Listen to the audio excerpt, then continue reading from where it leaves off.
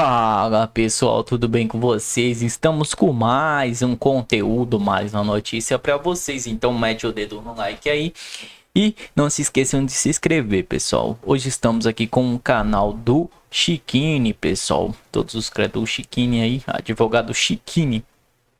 E sem enrolações, vamos reagir ao vídeo. Gente, essa manifestação do Alexandre de Moraes agora no STF, nesse retorno do segundo semestre do STF, é uma declaração de guerra contra o povo. Vocês viram isso? É literalmente isso. Vejam só, essa gravata preta tem um significado, nitidamente com raiva, nitidamente parcial. E tem mais. Esse pronunciamento aqui, além de declaração de guerra, é o Estado se declarando Leviatã, é o Estado contra o povo, literalmente é o poder do Estado contra o povo, é nítido o discurso, já vou rodar aqui para vocês. Ele também declarou aqui que o Eduardo Bolsonaro está com mandado de prisão. Ele deu uma escorregada aqui e chamou Eduardo Bolsonaro de foragido. Foragido é o termo técnico para alguém que está com mandado de prisão. Só que o mandado de prisão está em sigilo. Tá? Então existe um mandado de prisão com toda certeza em sigilo contra o Eduardo Bolsonaro. Mas diz muito essa postura, veja o sistema. O sistema não vai ruir tão fácil, tá? Não se enganem. Tem muita gordura para queimar ainda. Esse sistema tem muita gordura para queimar, tá? Essa manifestação que começa com o Barroso abrindo a sessão, fazendo um discurso para inglês ver, o Barroso que está nitidamente abalado, óbvio, né? Mas aquele famoso discurso da arte da guerra, não vamos entregar a posição, né? Não vamos colocar a bunda na janela, mostrou ali força, embora nitidamente abalado, mas ele tem toda a pressão da corte em cima dele tem que proteger a corte, né? E aí ele passa a palavra para o Alexandre de Moraes, e o Alexandre de Moraes faz isso. Ó. Fala agora o ministro Alexandre de Moraes. Gonê, inicia o presidente agradecendo as palavras de Vossa Excelência, as palavras do eminente ministro Gilmar Mendes, e as recebo não só pessoalmente, mas... Por que ele, só um adendo aqui, só um aposto, por que ele fala do Gilmar? Porque o Gilmar é o cara que está por trás do Alexandre de Moraes, tá? O Gilmar é o cara que manda ali na corte, tá? Então até 2030, que é a aposentadoria do Gilmar se aposenta compulsoriamente 75 anos em 2030. Então até 2030 o Alexandre de Moraes está blindado. Tá? Não achem. Tá? Existe um racha? Existe. Até vamos falar disso em outro vídeo. Tá? Existe um racha. Mas enquanto o Gilmar estiver na corte, o Alexandre de Moraes está protegido. O Gilmar não vai permitir que a corte entregue o Alexandre de Moraes para os leões. O Gilmar não vai permitir, porque o Alexandre de Moraes, ele é uma criação do Gilmar. Tá? O Gilmar é o cara por trás e que blinda e que protege o Alexandre de Moraes. Mas principalmente recebo-as institucionalmente como ministro do Supremo Tribunal Federal.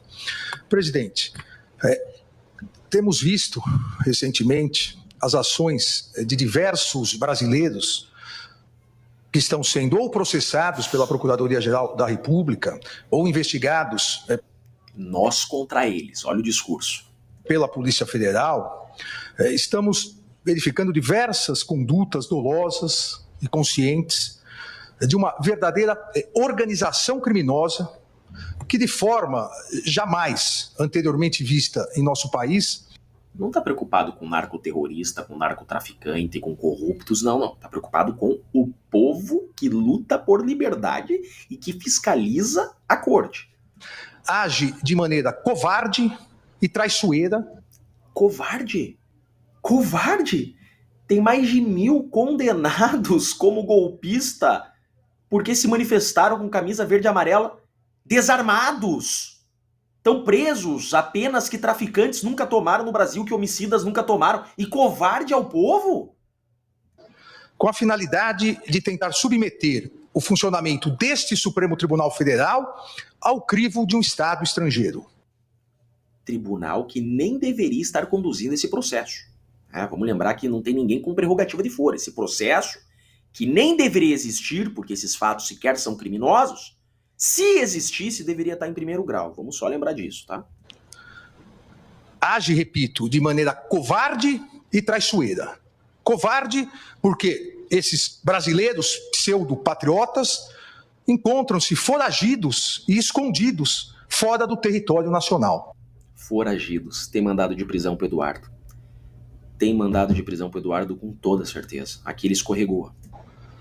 Não tiveram coragem de continuar no território nacional. E traiçoeira.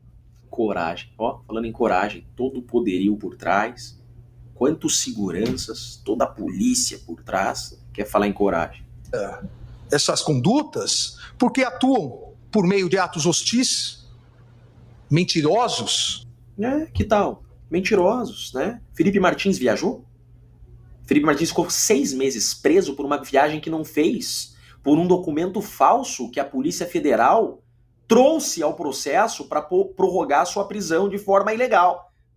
Isso é argumento mentiroso. Derivados de negociações espúrias e criminosas com a patente finalidade de obstrução à justiça e a clara, flagrante finalidade de coagir essa corte no julgamento da ação penal 2668, ação penal do núcleo crucial da tentativa de golpe de Estado do dia 8 de janeiro. Golpe de Estado desarmado, golpe de Estado sem forças armadas. Quando a gente fala golpe de Estado sem forças armadas, é que as forças armadas era do Lula. Dia 8 de janeiro, os comandantes das forças armadas eram do Lula. Desde dezembro, o Bolsonaro já tinha dado as forças armadas pro Lula. Golpe de Estado sem forças armadas, sem arma. Meu Deus do céu. Gerando, presidente, ministros, gerando com essa maneira covarde e traiçoeira de atuar, gerando reflexos nocivos à economia e à sociedade brasileira. É que vocês estão salvando a economia do Brasil. Essa insegurança jurídica que vem da corte é tudo que a economia brasileira precisa. O Brasil está leproso perante o mundo por causa da insegurança jurídica causada por vocês. Como disse o ministro Gilmar Mendes, é uma verdadeira traição à pátria, uma traição covarde e traiçoeira. Há fartas provas nas investigações comprovando essas condutas ilícitas. Porém, presidente, mais do que esses ataques criminosos, o que se observa são condutas ilícitas e imorais de brasileiros, flagrantemente essas condutas imorais. Imoral é prender 1000 inocentes. Imoral é não respeitar o devido processo legal. Imoral é um pronunciamento como esse. Isso é imoral. O juiz que dá entrevista, o juiz que tem raiva do investigado, o juiz que tem ódio do acusado, isso que é imoral. Condutas impregnadas com a corocre da defesa de escusos interesses pessoais e o sabor amargo da traição à pátria e ao povo brasileiro. Traidores da pátria, né? Discurso de Venezuela, de Nicarágua. É assim que começam as ditaduras. Vamos perseguir os traidores da pátria, salvando a democracia. Discurso bem perigoso. Afirmações, principalmente nas redes sociais, assumindo autoria de verdadeira intermediação com o governo estrangeiro para a imposição de medidas econômicas contra o próprio país, que resultaram em taxação de 50% dos produtos brasileiros importados pelos Estados Unidos da América. Para que com isso haja uma pressão política e social contra os poderes judiciário e legislativo, com consequente interferência no andamento das ações penais em andamento que já se encontram em fase de alegações finais. Se encontra em fase de alegações finais, ou seja, esse processo que eu sou juiz, que eu tenho raiva dos réus, eu já vou terminar. Um discurso perigoso, um discurso extremamente parcial, que não poderia ter ocorrido. Certamente não poderia ter ocorrido. Esse discurso aqui diz muito, tá, gente? Isso aqui diz muito sobre a parcialidade desse julgamento, sobre o risco de já ter uma sentença pronta. Com certeza já há uma sentença pronta. É realmente preocupante esse discurso para a segurança jurídica do nosso país. Veja que eles não vão recuar, né? O sistema está de mãos dadas e o Brasil vai sangrar muito ainda economicamente por causa dessas decisões de perseguir opositores políticos. Isso é muito preocupante. Um deles já quase em fase final de alegações finais, os outros iniciarão a fase das alegações finais e ainda esse semestre, obviamente, pedindo pauta ao eminente presidente da turma, ministro Cristiano Zanin, nós julgaremos todos os responsáveis pela tentativa de golpe, dentro do devido processo legal, do respeito à ampla defesa, do contraditório, inadmitindo... mandando um advogado calar a boca, caçando a palavra do advogado, ampla defesa. Inadmitindo qualquer ingerência interna ou externa na independência do Poder Judiciário, com serenidade, competência e coragem. Obrigado, presidente. Vocês viram isso, né? Esse é o processo, que ainda chamam de devido processo legal. Um jogo de cartas marcadas, uma fala que diz muito, tá? E não se vê um ministro da Suprema Corte em nenhum país democrático se pronunciando dessa forma. Com toda certeza, os Estados Unidos nunca viveu isso e dificilmente viverá. Agora, a Nicarágua, a Venezuela, se vê condutas como essa. É o discurso de nós contra eles, é o Estado Leviatã. O discurso de nós contra eles só se vê em ditaduras. Eu sou Jeffrey Chiquini, eu sou advogado e deixo aqui um grande e forte abraço a todos. Em tribunais dos Estados Unidos, com o argumento de defesa da soberania do judiciário brasileiro. Essa é a primeira vez que os Estados Unidos utilizam a Lei Magnitsky contra um ministro da Suprema Corte brasileira. Ana Paula Henkel, muito boa noite, Ana, seja bem-vinda. Nós seguimos, claro, trazendo todos os desdobramentos da aplicação da Lei Magnitsky contra o ministro Alexandre de Moraes. Ana, é a primeira vez que a lei é aplicada contra um ministro da Suprema Corte, mas não contra um brasileiro. Inclusive, eu quero aproveitar, a Oeste publicou uma nota trazendo detalhes, cerca de 20 pessoas, 20 brasileiros estão nessa lista, incluída pela Lei Magnitsky, está aí na tela até para quem nos acompanha, integrantes do PCC. No caso do Brasil, cerca de 20 penalizados pela Lei Magnitsky. Por exemplo, quem consta... Deixa eu verificar aqui. Assad Ahmad, que é ligado à organização terrorista Hezbollah, e também Ciro Daniel Amorim Ferreira, acusado de coordenar um grupo supremacista. E nessa mesma lista, então, agora, incluído o ministro Alexandre de Moraes. O governo Lula estuda algumas possibilidades na mesa, Ana, inclusive de acionar a justiça americana para tentar reverter essa situação. Muito boa noite, seja bem-vinda. Boa noite, Paula. Boa noite, queridos Piotto, Silvio Navarro, meu mestre Augusto. Boa noite à nossa audiência. Veja, Paula, procurar a justiça americana para se defender é direito de qualquer pessoa. Uma coisa eles podem ter certeza absoluta. A justiça americana não é como a brasileira.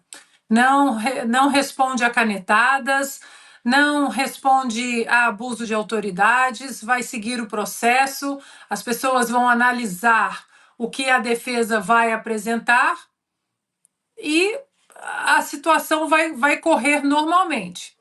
Agora, Paula, duas coisas. Aqui você menciona que a ação direta da Advocacia Geral da União, que ela entraria com o argumento de defesa da soberania do judiciário brasileiro. Mais uma vez, pela enésima vez, nós vamos falar aqui, porque nós somos os únicos na imprensa, na grande imprensa brasileira, falando isso, a não ser os outros amigos da Timeline, do 4x4, enfim.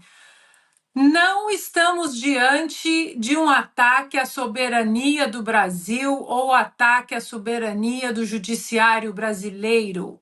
Nós não estamos falando disso.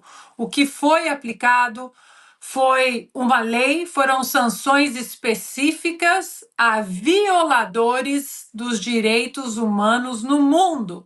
E, nesse caso, ao ministro Alexandre de Moraes no seu CPF. Tanto que quando você olha ali a página oficial da Casa Branca ou do Departamento de Tesouro ou do Departamento de Estado, você vê o nome do ministro, você vê a data de nascimento do ministro, você vê o passaporte do ministro, você não vê absolutamente nada relacionado ao Supremo Tribunal Federal ou a qualquer outra instituição no Brasil. Portanto, é mais uma falácia, é mais uma narrativa que o atual governo precisa assim como o tarifaço de um ataque à soberania, sendo que o tarifaço foi aplicado no mundo inteiro e o mundo inteiro veio até a mesa de Donald Trump para conversar.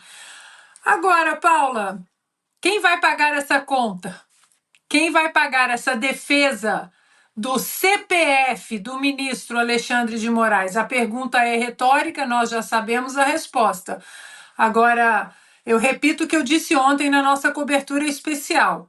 As conversas que eu tive ontem aqui em Washington, né, Los Angeles, Washington, as pessoas que eu conversei no telefone, elas estavam absolutamente chocadas com a quantidade, com o volume de provas substanciais, de vídeos, testemunhas, enfim, matérias jornalísticas, inclusive da revista Oeste em inglês, de como Alexandre de Moraes violou profundamente os direitos humanos no Brasil e aqui nos Estados Unidos. Direitos humanos, inclusive a liberdade de expressão aqui é considerada um direito sagrado. Está na primeiríssima emenda à Constituição americana. E depois, Paula, hoje de manhã eu disse que eu conversei com algumas dessas pessoas. Além dessas provas que foram apresentadas, principalmente pelo deputado Eduardo Bolsonaro, houve também uma equipe dentro do Congresso americano fazendo as suas pesquisas privadas, se tudo isso foi colocado na frente do Departamento de Estado. Portanto, se o... Fala pessoal, tô lendo para vocês uma notícia aqui no final do vídeo no Conexão Política. Brasil versus Estados Unidos. Líder do PT entra com medida cautelar no STF para impedir que bancos cumpram sanções contra Alexandre de Moraes. Que baderna é essa, pessoal? Líder Beck Farias alega que o dever da corte garantir que nenhuma autoridade brasileira pode sofrer efeitos jurídicos dentro do território nacional por decisão estrangeiras não homologada. O líder do PT da Câmara dos Deputados, líder Beck Farias, entrou com uma medida cautelar no Supremo Tribunal Federal, STF, nesta quinta-feira, dia 31, para impedir que os bancos que operam no Brasil apliquem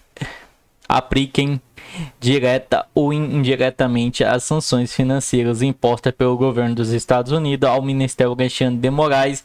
A sanção foi protocolada com pedido de liminar e endereçada ao presidente da Corte, ministro Luiz Roberto Barroso. Na peça linda solicita que o STF reforce a soberania judiciária nacional, impedindo que qualquer agente público ou instituição no país atribua validade prática às sanções decididas unilateralmente pelo governo americano. Dever do STF, como guardião da Constituição, reafirmar que nenhuma autoridade brasileira pode sofrer efeitos jurídicos dentro do território nacional por decisão estrangeira não homologada. Diz o texto, as sanções contra Moraes foram anunciadas na quarta-feira, dia 30, com base na lei Global Magnitsky, que permite ao governo dos Estados Unidos impor penalidade a indivíduos acusados de graves violações de direitos humanos ou corrupção em larga escala. Trata-se da primeira vez que a legislação aplicada a uma autoridade de um país considerado democrático e parceiro estrangeiro como o Brasil. No passado, a mesma norma foi usada para sancionar juízes do regime chavista na Venezuela. Que é isso, Moraes? Entre os efeitos práticos das sanções estão o congelamento de bens ativos e morais eventualmente possuem nos Estados Unidos, além da proibição de acesso ao sistema financeiro americano. Isso pode afetar, por exemplo, a validade de cartões com bandeiras como a Visa, Mastercard e origem norte-americana. A ação cautelar apresenta por líquido tentar brindar Moraes de circos internos da medida externa ainda mais em operações bancárias realizadas no Brasil. Na avaliação do parlamentar, permite que os efeitos das sanções avancem no território nacional e no mesmo legitima uma violação da soberania brasileira. Junto a isso, uma afronta à direita e independência dos poderes. Muito obrigado a todos por assistir até aqui, pessoal. Não se esqueçam de deixar o like, se inscrever no canal e ativar o sininho de notificações para estar recebendo todos os nossos vídeos aí na tua telinha do seu celular, computador, tablet ou qualquer aparelho eletrônico aí, pessoal. Muito obrigado a todos. Fiquem com Deus.